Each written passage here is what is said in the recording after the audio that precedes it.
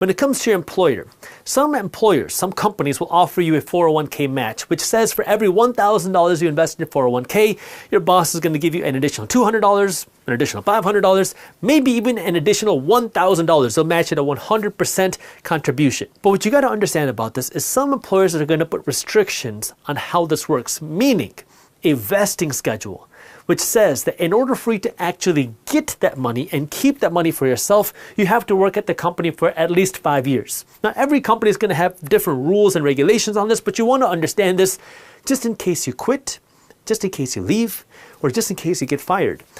Because this could be a way to keep you at a company longer than you might like.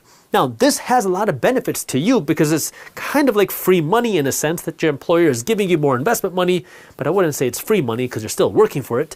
However, you do want to understand the controls that might be tied down to it as well. So what you want to pay attention to is your vesting schedule. Meaning, if you were to leave your company and your employer is giving you a match, they're giving you some money into your 401k, when do you actually get to keep that money? Because if you have to be at the company for, say, 5 years to get that money, you want to understand that and not potentially lose it without knowing you're going to lose it. So just something for you to understand. The second thing you understand when it comes to controls has to do with Wall Street.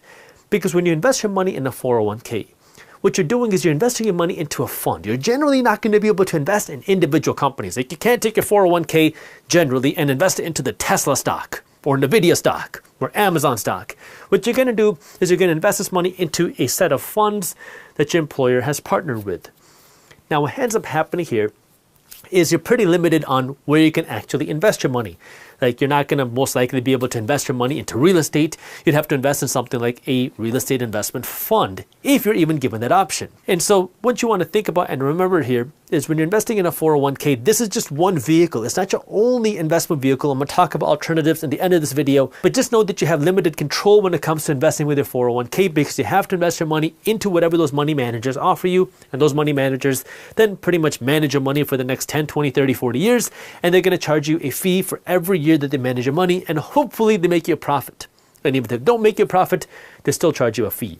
So it's something you want to pay attention to. It's something that you want to watch because if you have very limited options, you might want to look at what your alternatives are as well. And the last thing that I want to mention here when it comes to control has to do with rolling over your 401k. So if you leave a company and now you no longer have that 401k, you might have the option to roll that 401k into something like an IRA where you have a little bit more control, where you can invest your money outside of those funds and where now you have control over the money as well.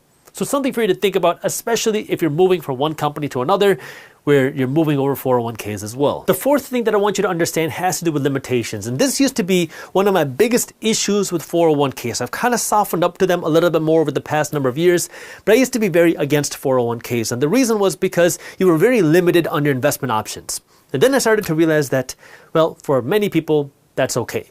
For some people, maybe not, but for many people, it's okay. But I want you to understand that your 401k is a great place to start investing.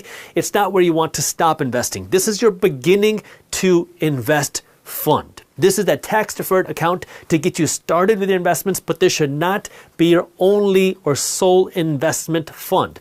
So when I talk about limitations with the 401k, what I mean here is, well, kind of like what I just said, there are a limited number of places where you can invest your money. You're going to get a few funds where you can invest your money, and that's pretty much it. You can't diversify out of those things. And you might say, well, Jaspreet, well, I invested some of my money into a growth fund, into a blue chip fund, and into an emerging market fund. Aren't I diversified? And no, you're not, because all of your money is tied up in paper investments. All of your money is tied up with money managers on Wall Street. So if the stock market crashes, all of your funds go down. Maybe some will go down more than others, but you get hurt when the stock market goes down. That's not real diversification. And this is where I want you to understand that when it comes to your 401k, it's a great place for the average person to start investing. But it's a horrible place to keep all of your investments because you got to have some more investments outside of your 401k. That might include investing your money outside of your 401k into an IRA or into individual stocks, into your self-directed account. That might mean investing your money into real estate. That might mean investing your money into startups. That might mean investing your money into other alternative assets outside of these basic investments. but you have to invest your money outside of your 401k as well. So don't treat your 401k like your only investment, make it the beginning investment. And this brings me to number 5, the alternative to your 401k, because the 3 asset classes that have built more wealth than anything else in the United States over the last century are stocks, real estate, and businesses.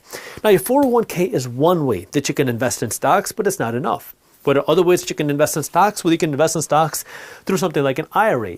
But that's also not the only way. You can invest in stocks yourself by opening up a brokerage and then investing in something like an index fund, a mutual fund, or an ETF. These are 3 ways to invest in groups of companies instead of investing in individual companies. You can also invest in individual companies using different brokerages, because now you can invest in companies that you believe in. But I think for the majority of America, 98% of America, you should be sticking with funds. For the 2% of America that wants to be a little bit more sophisticated, that wants to be a little bit more involved with their investments, well, then you can consider investing in individual companies. Another way is you can invest in real estate. Now, when you invest in real estate, you're looking to buy properties not to live in yourself, but to rent out to other people. This could be single-family homes. These can be apartment complexes. These can be office buildings. These can be retail buildings. These can be mixed-use buildings. These are properties you're buying not to live in or use yourself, but to rent out to other people. The third thing you can do is invest in businesses. Now, again, when you invest in stocks, you're investing in a business, but these are non-publicly traded companies. So this could be your own company. This could be other startups. There are brokerages and funds on the internet which allow you to invest in other startups.